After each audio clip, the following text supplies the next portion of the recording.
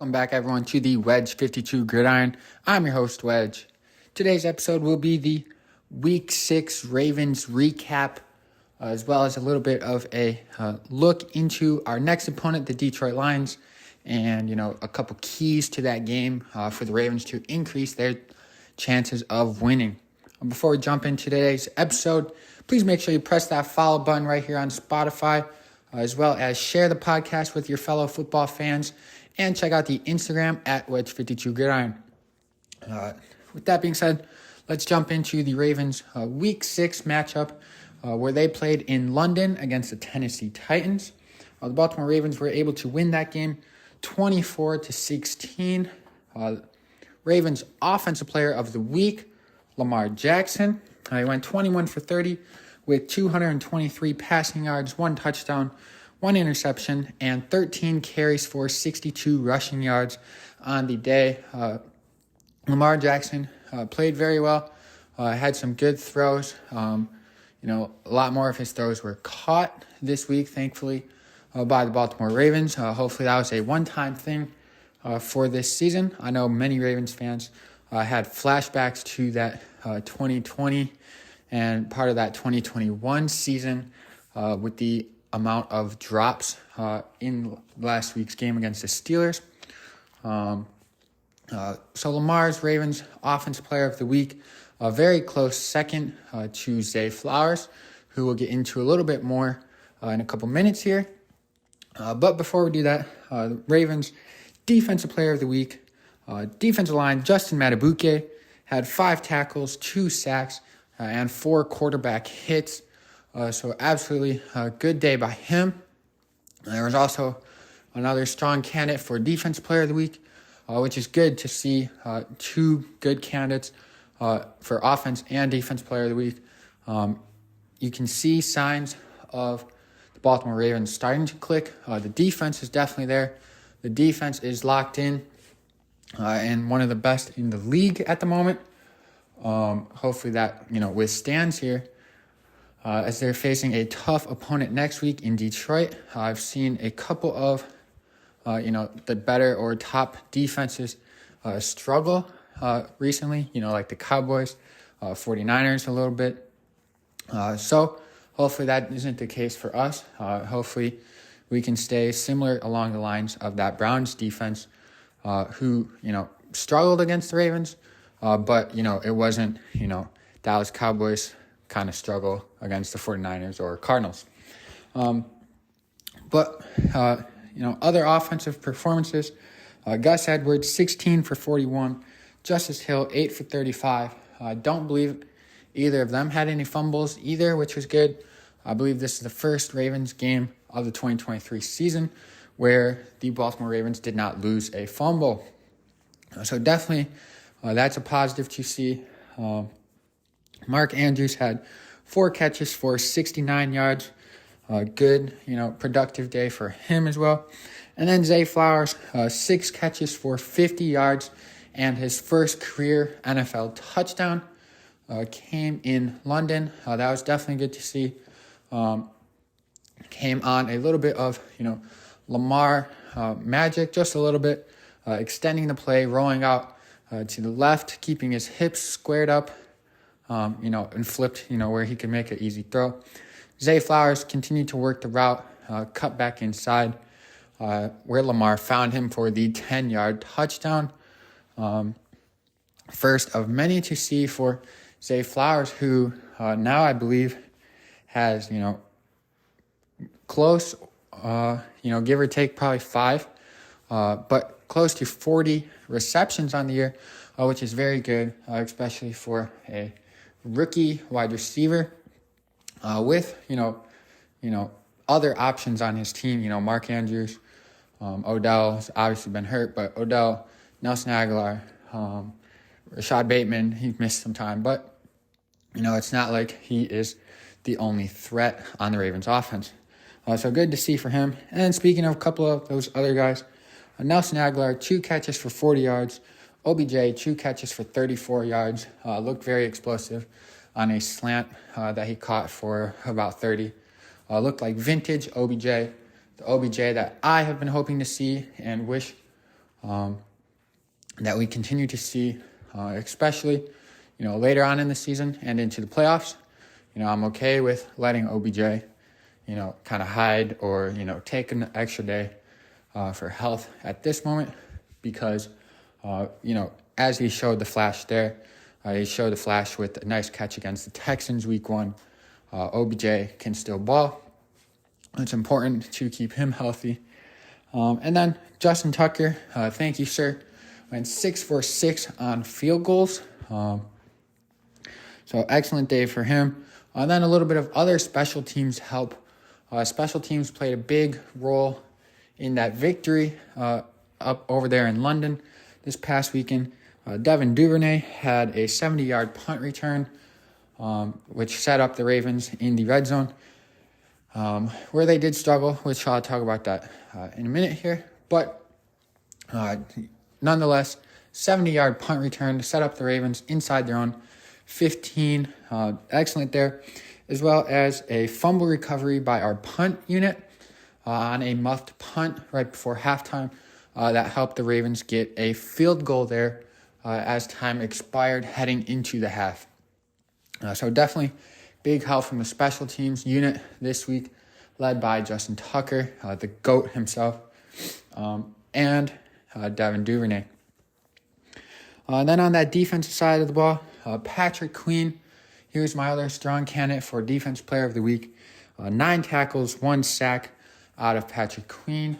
A good day by him and his running mate, Roquan Smith, also had 9 tackles. I'm just going to say it here, best linebacking duo in the league. The only one that, can make a true valid case, in my opinion, is the 49ers, and that's just because of Fred Warner's dominance. But Roquan and Patrick Queen, best of the best in terms of a linebacking duo.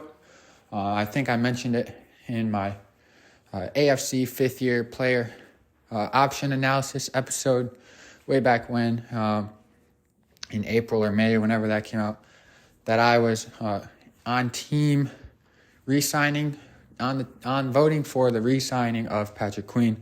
So I'm officially starting that hype train or, stance up officially here now that this 2023 season has started. And we've seen, the continued success of Patrick Queen alongside Roquan Smith. And then on that defensive front, Jadeveon Clowney had himself a nice little day. 2 tackles and 2 sacks. Geno Stone got himself another interception. That came up at a good time for that Baltimore defense when the offense was struggling, needed extra possession, and the Ravens defense came through. In that second half, though, the Baltimore Ravens have been struggling mightily on offense. Definitely needs to be addressed in terms of, what the issue is. If they're not countering adjustments as much, if they're getting complacent, not being aggressive with the play calling. But definitely something that needs to be figured out quick because the numbers first half versus second half are quite staggering. So far, first half of games, Baltimore is averaging 245 yards and I want to say like 17 points. I didn't have it written down. But in that second half, Baltimore offense is only averaging like 85 yards and 7 points. So almost 300 yards, almost 20 points versus less than 100 and maybe 1 score. It's definitely not a winning formula long term. We've seen that, be the downfall of many teams, even this season, not being able to score in the second half and it turning into a loss. We've seen that with the Cardinals already against the Giants, as well as the Chicago Bears against the Denver Broncos. It's very important to be able to score in the second half of football games. Another place where the Ravens offense is still struggling, which it appeared worse so in In Sunday's game against the Titans, when they went 1 for 6 on touchdowns in the red zone, it's appeared worse than that, on last Sunday, week 6. But looking at the numbers, actually, the Ravens are not doing as awful comparatively to the league as it seemed against the Titans. I believe that the Ravens' touchdown percentage in the red zone, drives in the red zone, so far this year is around 58%. I want to say the leading team was right around 65%. The Ravens were ranked, right around that 8th spot in terms of offensive red zone touchdown percentage. So appears worse than it is, but definitely still not something you want to see as a fan, or as even, the players, the coaches, especially when you're getting it down inside the 10-yard line. Touchdowns are only going to become more and more important as the season goes on. As the weather kind of changes a little bit, you're going to get less opportunities to get those touchdowns.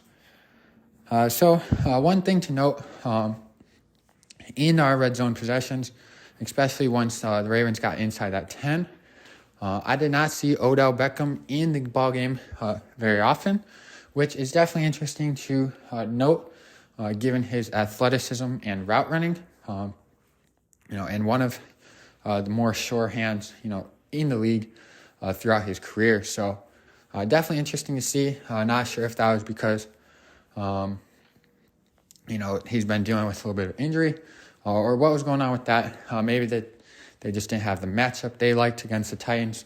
But definitely something to keep an eye on, as I think he could be very explosive and create problems in that red zone for defenses to cover Mark Andrews, Odell Beckham, and Zay Flowers, and also, not forgetting about Lamar Jackson's scrambling capabilities. So I definitely think he poses a great threat deep in that red zone, and is something that I will be looking out for as the weeks continue. Just a couple of stats for the Tennessee Titans last week. Tannehill went 8 for 16, 76 yards, no touchdowns, and an interception. He did get injured and had to leave the game partially through that second half, I want to say it was. Malik Willis came in, went 4 for 5, 74 yards, no touchdowns, no picks. Derrick Henry was held mostly in check. 12 rushes for 97 yards and a touchdown. While that doesn't seem, mostly in check, it may actually be one of his, better 2 or 3 games statistically this year. Most of those 97 yards came on a 60-plus yard run. So take that one out. The Ravens looked pretty good against Derrick Henry, like they have the previous couple of matchups. So that's the Ravens Week 6 recap against the Tennessee Titans. They beat them over there in London, 24-16 for the Ravens' first ever London victory. Now looking into the Lions versus Bucks game, just a little bit, a couple of notable stats from that game. Lions beat the Buccaneers in Tampa Bay 20-6. Jared Goff went 30 for 44, 353 yards, 2 touchdowns, and no interceptions. Wide receiver Amon-Ra St. Brown had 12 catches for 124 yards and a touchdown. And Jameson Williams had 2 catches for 53 yards and a touchdown. David Montgomery did, however, he injured his ribs. He is expected to miss some time. So it's looking like he's for sure going to be out next Sunday against Baltimore. And then Jahmyr Gibbs, who was inactive on Sunday against the Buccaneers. He's been dealing with a hamstring injury, I want to say. Coach Campbell did say it's looking better for Gibbs. So his status, as of right now, at the time of recording, is questionable. It's looking like he may be active with the injury of David Montgomery in terms of how much he'll be able to go on Sunday. If he does play, will be interesting. Other than Gibbs, Lions currently have running back Craig Reynolds, who filled in for David Montgomery for the bulk after Montgomery left Sunday's action. And then on Sunday against the Tampa Bay Buccaneers, Detroit Lions offense went 9 for 16 on third downs. Definitely, a good stat for them. Going over 50% on third downs, being able to extend those drives a little bit there. So the Lions are now 5-1 on the season.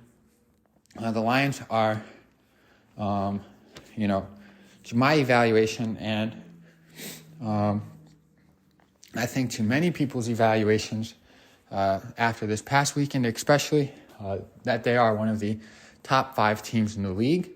Obviously, they're tied for best record in the league at 5-1 after the Niners and Eagles both lost this past Sunday.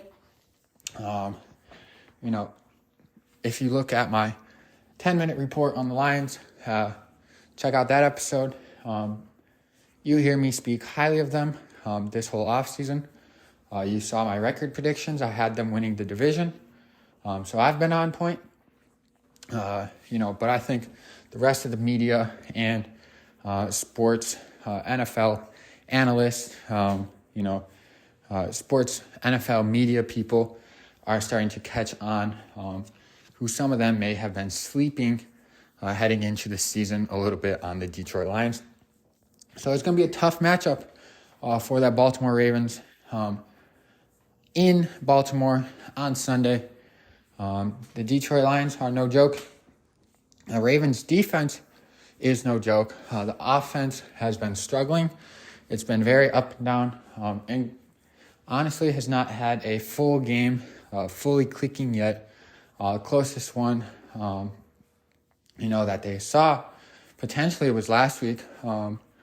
If you look at 2 weeks ago, it probably would have been the case, but we had 8 drops, totaled up for 170 yards and 3 touchdowns without Yak even, just in drops. So, the Ravens offense needs to, tune it up even more, be more consistent. Defense, if it can ride out on par, will keep us in many games. Looking at some team statistics for this Lions versus Ravens matchup coming into week 7. In terms of the Lions offense, yards per game, they're 4th with 393. Passing yards per game, they're 6th with 259. Points per game, they're 4th with 28. And third down percentage, they're 9th with 42% success rates. So their offense, is very good. Led by Jared Goff, he's very efficient. Goff is currently 5th in the league in completion percentage at, I want to say high 68% or low 69% completion percentage. Just behind Lamar Jackson, who I might add is 4th in terms of completion percentage. So those were the Lions offensive ranks. The Ravens defense, that matchup there going head to head, the Ravens defense and that very good Lions offense. Ravens defense is very good themselves. Yards allowed, 4th at 295. Passing yards allowed, 2nd at 163. Points allowed, 4th at 15. And third down percentage allowed, 13th at 38%. So it's going to be a very, very interesting matchup between that Lions offense and Ravens defense. And potentially, could be one of the major factors in terms of the outcome of that game. Ravens defense allowing 100 yards less than the Lions average, passing yards, 100 yards less as well. Points, 2 scores less, 13 points less. Third down percentage, Ravens are allowing about how much the Lions are successful. It's going to be interesting. And then on the flip of that, the Ravens offense been struggling a little bit visually. Had the drops game, which, all Ravens fans are trying to drop from their memory, quite frankly. But still, statistically, not horrible. Definitely a 10 top 10 to 15 rank offense in terms of production, although visually it has not appeared like that for the majority of the season. There's been flashes, there's been quarters, halves, even a couple decent games. The Bengals offense looked good. Offense against the Bengals looked good. Offense looked solid against the Titans, although nothing spectacular. So their numbers support them better than the visual eye test does, but they definitely need to lock it in. The Ravens offense, yards per game, 13th with 353. Rushing yards per game, 5th with 144. Points scored, 15th at 22 points per game. And then third down percentage, success rate, they're 5th in the league with 46% success. And then that Lions defense, going head-to-head against them, Lamar Jackson in that offense. Yards allowed per game, they're 7th with 307. Rushing yards allowed, this is an interesting one. They are 1st in the league with only 64 rushing yards allowed per game. Points per game allowed, they're 9th with 18. And then third down percentage allowed, they're 5th with 33% third down success allowed to opponent offenses so far this season. The Lions looking very good. The Ravens defense looking very good. Offense looking okay. Better on paper than visually. That doesn't help, the success rate, but it doesn't look like good, exciting football, but should be a very, very good matchup between two teams, that are probably poised to make a good, solid playoff round appearance. So it's going to be interesting. A couple keys to the Ravens' success, in my opinion. Number one is going to be touchdowns in the red zone. Like I mentioned, it's not as bad as it appeared, especially in that Titans game. 58% of our red zone possessions so far this season have resulted in touchdowns. Last week against the Titans, 1 touchdown out of 6 red zone trips. You don't want to see that. We would much rather see that number being, 3, 4, or 5 out of 6. Because against this Lions defense, that's very solid, and this Lions offense that is very good. Points are going to be very precious in this game, this Week 7 matchup. So if we get in the red zone, we need to get to 7 this week, especially. And number 2, Ravens' key to success, shutting down Amon-Ra St. Brown as much as possible. Jameson Williams, he's played 2 games now. I think he has like 75 total yards and a touchdown. 50 of them, and the touchdown came on 1 play.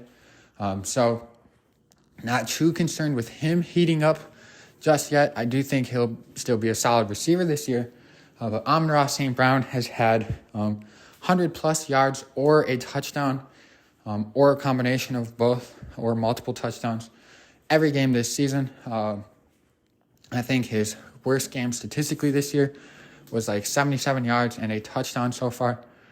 So definitely Amon-Ra St. Brown, if we can key him in and shut him down, that will help that Baltimore defense really be successful. Struggling running back situation for this week, health-wise. Last week, I want to say they had like 45 yards rushing. Sam Laporta, rookie tight end for the Lions, has been solid, putting up great numbers for a rookie tight end.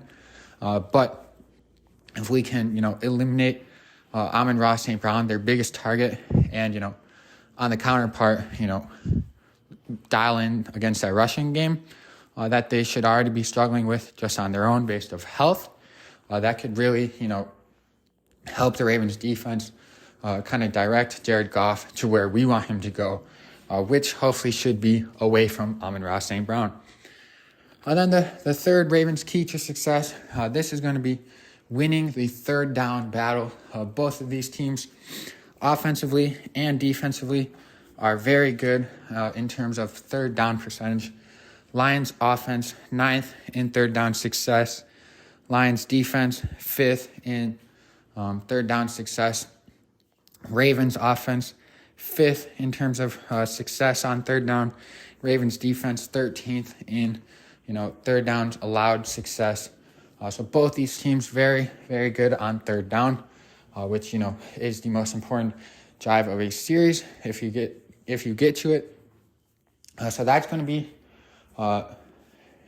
third down battle on both sides of the ball is going to be very, very critical and probably be a very strong indicator to as who wins this football game week 7 in Baltimore. How the Ravens do that, being successful on first and second down, that means not getting in third downs longer than 5 yards as few times as possible. And then on defense, shutting down their first down play.